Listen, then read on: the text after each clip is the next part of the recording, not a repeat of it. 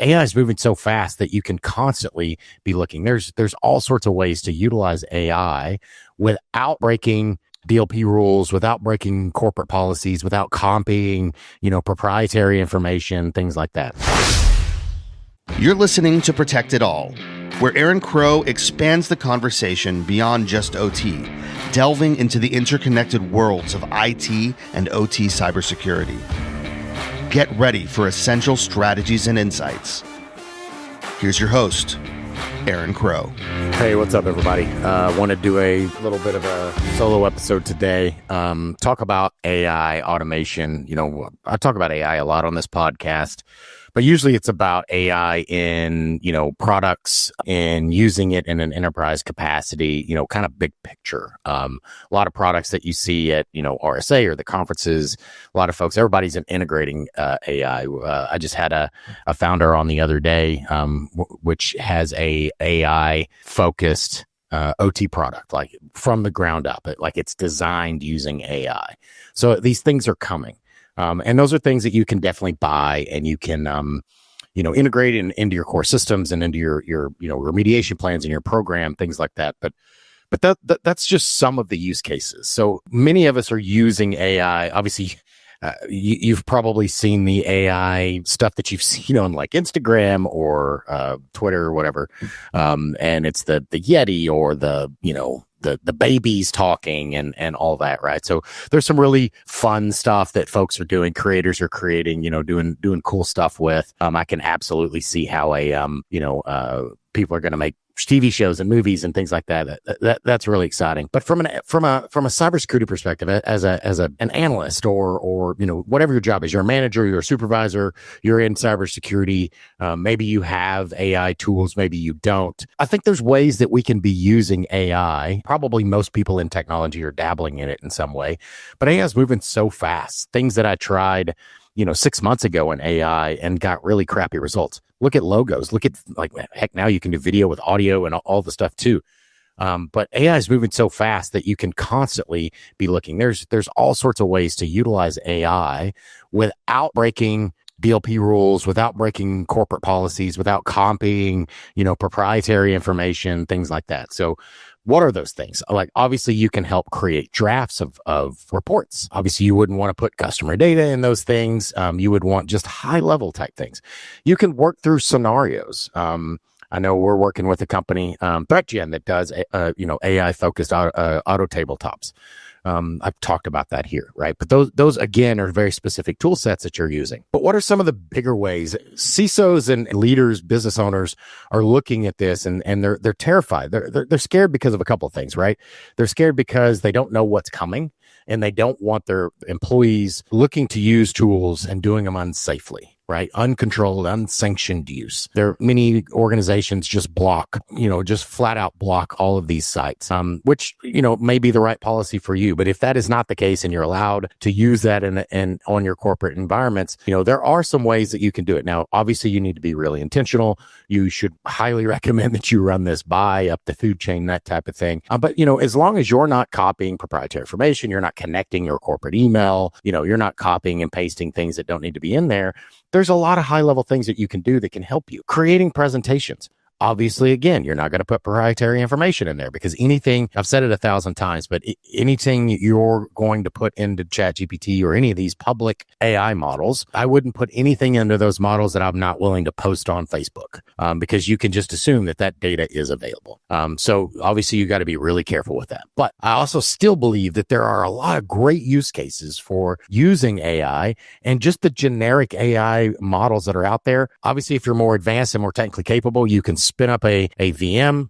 You can have, Olama running on your own personal environment, and then that data is not going anywhere. So I'm not talking about that because obviously you can take that a lot further. But even with that, you're still taking data off of the corporate environment and putting it in your environment. So still there's DLP data policies that go into that. But let's look at this at a high level. You could be looking at threat intel, things that are already available on the internet, and you could be taking vulnerability data that comes out, news reports, things like that, and saying, hey, what this new vulnerability on this asset, or this Microsoft update, et cetera. You can be digesting all of this data. You can automate reports and summaries, alert triage. Again, publicly available information. This stuff is already out there. It's coming across your LinkedIn, your news feed. You can clean that stuff up. You can set up agents to be searching for certain things. Google Alerts is a great example. It's not AI. Well, it wasn't, but it was something you could set up keyword alerts, and anytime a new alert came up, it would send you a notification. Well, you can set up automation to do, hey, if you see this come in,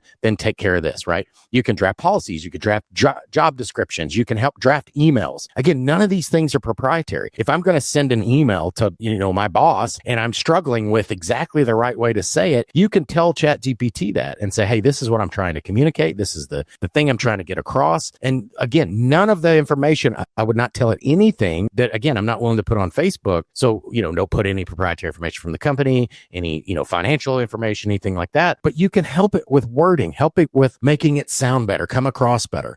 These are all things that will help to help you with communication. I see ChatGPT as just like anything. It's like your cell phone. It's like, back in the day having a calculator in math. You still have to understand how to do it, but that can help. It's spell check on a word processor. It's the Grammarly. All of these have been tools that we've added on, and we've used them to subsidize and make us faster and more efficient in the jobs that we're doing, right? So I really see AI and in these spaces, even as a cybersecurity professional, being integrated and integral into how you do your job on a daily basis. You can build playbooks, you can build tabletop scenarios, okay? You don't want to put proprietary information. I keep saying that, but I want to hammer that home in that you don't want to put that stuff in there, but you could still build playbooks. Build me a generic playbook for a, pharmaceutical company that has 5 manufacturing facilities and has 1 outage a year and is doing vulnerability updates and blah, blah, blah. Like, you can walk through the scenario and it'll help you build it. You can have recommendations for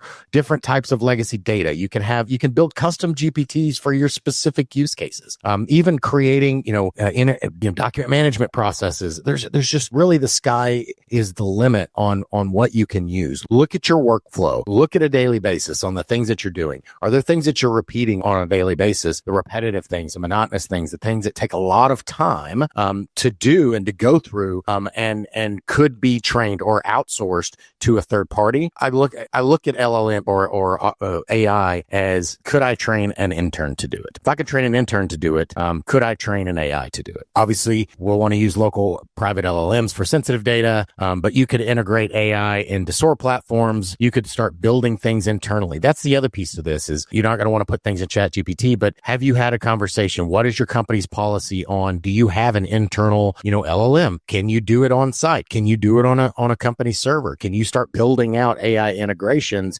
N8N is a great free tool that you can do and download and run in a local container. You can run that in a container, and all N8N does, the letter N, the number 8, the letter N, it's basically Zapier for a free integration, and it's really designed for this automation. So you can have it tie into with API calls. It can do webhooks. It can do all, it can log into email and all this stuff. Again, be careful with that in a corporate environment. You could do a lot of things with this. You can build a lot of automations. When somebody drops a file into this folder, I want it to read it. I want it to dump it to a local model. I want it to summarize it, and I want it to send me an email, or I want to drop out a report from that in this other folder, right? There's all sorts of little tools and capabilities that you can start building and looking at, both as a team, whether you're a SOC analyst, whether you're an OT guy or gal, whatever your job description is. Start looking around and thinking outside of the box. Go through the right approvals. Don't do anything that's risky or dangerous to your organization, but start thinking about, AI is coming, y'all. It is coming. It's not going away. More and more is going to be done with this. So start thinking now, how can I do this safely? How can I do this without risking my environment, without risking my job? And think about what is those What is the value that I can bring to my organization by automating? We've been doing automation forever. I've spent multiple projects where we were automating things by doing scripts, building scripts, these long, crazy scripts that we would go out to go grab data off of Windows machines and summarize the data and consolidate data across, these 50 or 1,000 devices into a single report, just using scripts. All of these tools now, it makes it so much easier. You don't have to be a, excellent JSON scripter. You don't have to be great with PowerShell. AI can help you create the scripts. That's the other piece to this. I can create a script in my ChatGPTs, in my Claude, and a lot of these platforms, and then I can scrub it, make sure that it's clean, make sure it's okay. So again, there's no proprietary information in there. I'm saying, hey, I need to connect to a Windows machine. Windows machines are everywhere. I need to connect to a Cisco switch on SSH using this port. I need to connect. You're not going to give it credentials. You're not going to give it the names of your IP or IP addresses of your devices, but you can say, hey, I want to create a script that can connect to Windows machines, grab all the Windows information, pulls out the installed applications, pulls out the, whatever the types of devices and information that you're looking for, goes through the logs and looks for these keywords, whatever the thing may be. You could start telling this stuff to ChatGPT, to Claude, to all these chat agents, and start helping you build these scripts, helping you build these customizations, these automations, and really up-level the work that you're doing. I see this hugely beneficial at smaller organizations. Think about the wastewater places, right? The places that have limited budget, limited resources. How can you empower your staff to do more with less? I can't necessarily go buy that new product. I don't really have the skill set to do it in-house. My team doesn't. I can't afford to send them to training. How can I do this in a safe way that enables them to do more with what they have, the tools they have, with the skill sets that they have, and be able to use these tools to lean on and up-level exactly what you're doing? How to stay compliant. I know I continue to go back on this, but what data are you sharing? Is it classified? Is it private? Or is it public? Build a list. Here's what's safe to automate. Be really intentional about it. Talk with your team about it. Talk with your leadership about it. Hey, this is what I want to do. This is the type of data that we would be putting in there, making sure to put no, company, data in there. Use company approved tools with AI integrations. If you have Microsoft Tenant, you have Copilot, and that is in your space. So there's another example of a way that you can do it. Again, though, you need to consider and talk with your company's policies, your leadership, et cetera. Make sure that you're following the path that is approved for your organization. Document your usage. Really document it, right? That's really the CYA when somebody says, how did you create this? Where did it go? What data did you copy and paste there, right? So really keep those logs so that you understand and you can show the evidence, the receipts of the things that you did, how you did it, and, the information, where you put it, all that type of stuff, right? There's all sorts of tools. The other piece to this, on the flip side of this, is almost every tool now, because they all have AI, you've got to be really intentional about which tools you use. Notion has AI. Microsoft Copilot. Google now has AI. Like, all of these things have AI integrated. And if it's not turned off, so you may have been using something on your own, Gmail, any number of things that has that AI integrated, and you need to make sure that you're not putting things in places that doesn't need to be. I don't think AI is going to replace you. I don't think that it's there yet, but it's going to replace people who waste time and aren't doing it. Organizations that don't adopt AI and figure out how to use it to fast track and to improve is going to get left behind. Cybersecurity is evolving. Don't get left behind.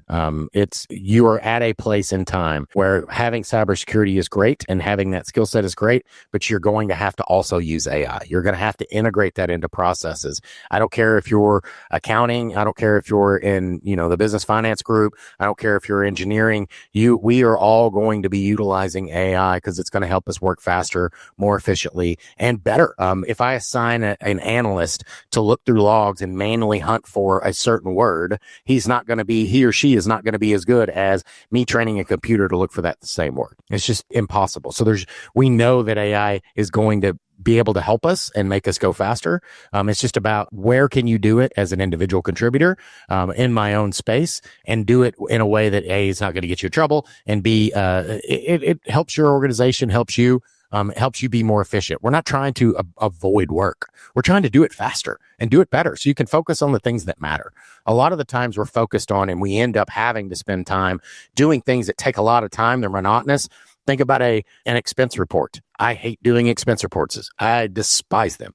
But imagine if I had an environment where I took my expense report, or I took all my expenses, I scanned all those receipts, and I made a summary of them into a report. And then even if I have to then manually enter that into my expense system, at least I can keep track of, so I don't forget about things, right? I'm very bad about keeping my receipts. I scan all of them now.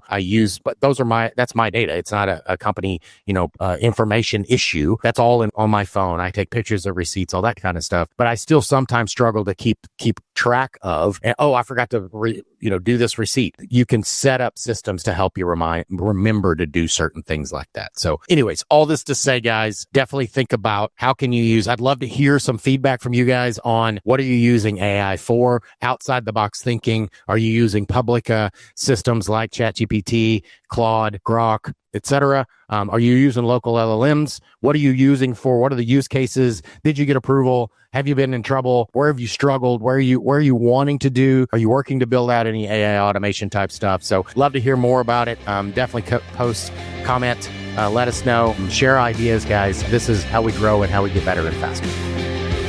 Thanks for joining us on Protect It All, where we explore the crossroads of IT and OT cybersecurity. Remember to subscribe wherever you get your podcasts to stay ahead in this ever-evolving field. Until next time.